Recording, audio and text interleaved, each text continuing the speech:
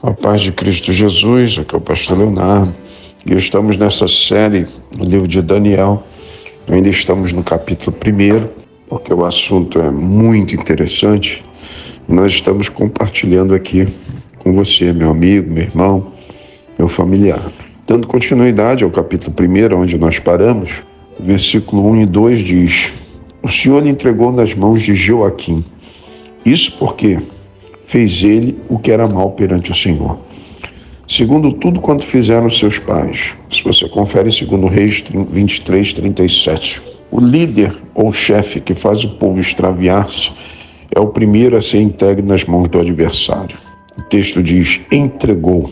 Aqui indica que Deus suportou até onde foi possível, sem ultrajar o seu caráter. E então removeu a restrição ao mal. É como uma comporta que, retendo as águas, é removida. De igual modo, Deus suporta o mal, mas chega um ponto em que ele remove a barreira. É o caso da multiplicação da impiedade, depravação moral e violência entre os homens nos últimos dias. Conforme Romanos, capítulo 1, ali 3 vezes está dito que Deus os entregou. Romanos 1, 24, 26 e 28. Isto é, Deus aguentou ou deteve o mal até onde pôde, e então removeu a sua restrição. É esse o quadro espiritual dos últimos dias aqui na terra. Versículo 1, 2 diz: para a casa do seu Deus. Tratava-se de Bel, a principal divindade dos babilônios. Em Canaã, Bel era adorado sob o nome de Baal, e os pôs na casa do tesouro do seu Deus. Tratava-se dos vasos da casa de Deus, levados por Nabucodonosor.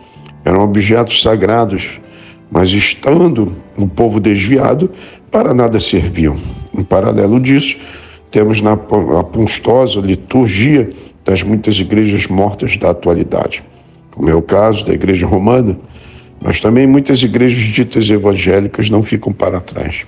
Isso você confere em muitos lugares onde é reunido para adorar e para cultuar, já não tem mais a presença do Senhor em muitos lugares. É um culto vazio, um culto sem a presença de Deus, sem adoradores. Muitos vão com outras intenções e Deus não se manifesta. E os cultos se tornam uma liturgia muito rotineira e cansativa. Na linhagem real, no verso 1, 3, entre esses cativos da primeira leva, estava a nata da nação judaica, inclusive membros da casa real, provavelmente descendentes do rei Ezequias, conforme a profecia de Isaías 39, 6 e 7, que deve ser lida aqui. Jovens, 1:4. Daniel devia ter agora entre 14 e 16 anos, conforme os principais estudiosos da Bíblia e do povo judeu. Que atentem para isso os nossos jovens de hoje, para que no albor da sua juventude possam servir lealmente a Cristo. Possam principalmente estudar a palavra sistematicamente, que possam examinar as escrituras, ler, frequentar os cultos de escola bíblica dominical, os cultos de doutrina de ensino, onde muitas das vezes o pastor está estudando, preparando um estudo bíblico, e não tem coisa melhor do que ter o alimento da Bíblia Sagrada. Notemos aqui as exigências de um rei pagão quanto aos servidores que ele desejava que estivesse servindo para o rei. Primeiro, qualidades físicas, sem nenhum defeito. Segundo, qualidades intelectuais, doutos em ciência. Terceiro, qualidades morais, competentes para assistirem no palácio. Podemos nós servir ao Rei Eterno sem as necessárias qualificações? Mantidos por 3 anos, verso 1 e 5 diz: o curso de 3 anos num ambiente espiritualmente adverso. Quantos estudantes cristãos desde então não têm enfrentado as mesmas contingências? Ou no colégio, ou na faculdade, ou no trabalho, situações adversas à roda dos nossos jovens. Das finas iguarias da mesa do rei, 1:5, essas iguarias eram oferecidas cerimonialmente aos ídolos antes de serem servidas. Daniel tinha, pois, razão de recusá-las. Você pode ler em 1 Coríntios 10, 28. Daniel, Ananias, Misael e Azarias. Entre os hebreus, o nome envolvia a natureza da pessoa, denotando seu caráter. Cada um desses nomes incluiu Deus quando considerado no original. Daniel significa Deus é meu juiz. Ananias, Jeová é gracioso. Misael, quem é igual a Deus? E Azarias, Deus é meu ajudador. Todos esses nomes foram mudados de modo a incluir as três divindades pagãs de Babilônia. A saber, Daniel foi mudado para Beltesazar, Bel te proteja. Ananias mudado para Sadraque, que significa ordem de Acu, a deusa lua dos babilônios. E Azarias mudado para Abednego, servo de Nego ou Nebo. Essa mudança de nomes era para que esses jovens soldados da fé esquecessem seu Deus, seu povo, sua pátria e sua religião. Resolveu Daniel firmemente não se contaminar. Aqui vemos o propósito sincero de Daniel, de agradar a Deus. Você pode conferir isso em Romanos 12:2. Neste versículo está escrito que ele pediu ao chefe dos eunucos. Daniel não se insubordinou. Apesar de ser nobre, era humilde e respeitador.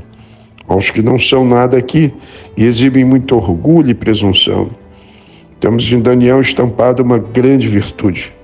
Deus concedeu a Daniel misericórdia e compreensão da parte do chefe dos eunucos. Se confere em Daniel 1:9.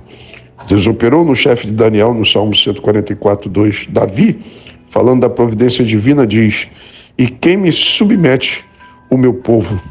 Em Provérbios 21:1 está escrito: como ribeiro de águas, assim o coração do rei na mão do Senhor.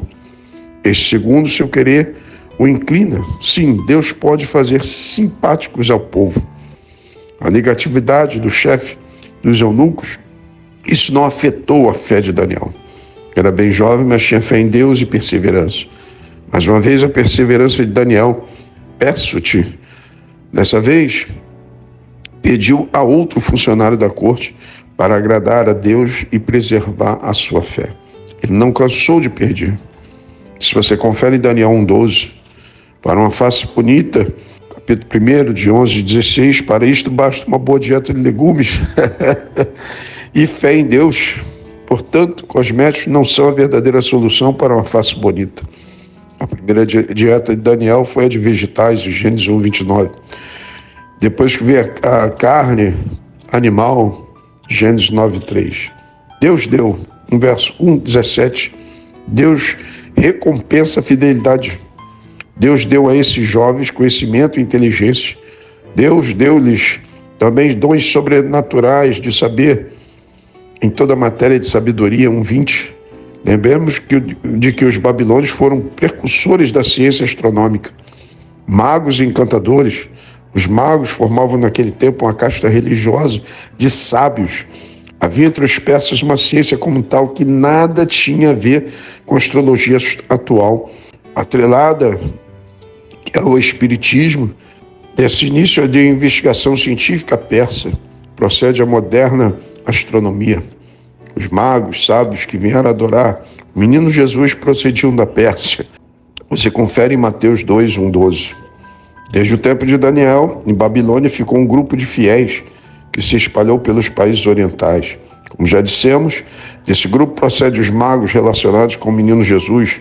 Daniel foi constituído chefe daqueles magos. Só você conferir em Daniel 4:9 e 5:11. Versículo 1:21 de Daniel, estamos estudando capítulo 1, até o primeiro ano do rei Ciro. Chegamos aqui no ano 536 a.C., quando Ciro tornou-se o primeiro imperador da Pérsia. Como império mundial, a antiga Pérsia é hoje ocupada em parte pelo moderno Irã, que passou a adotar esse nome a partir de 1935. Estudamos aqui uma parte do primeiro capítulo e encerrando o primeiro capítulo de Daniel.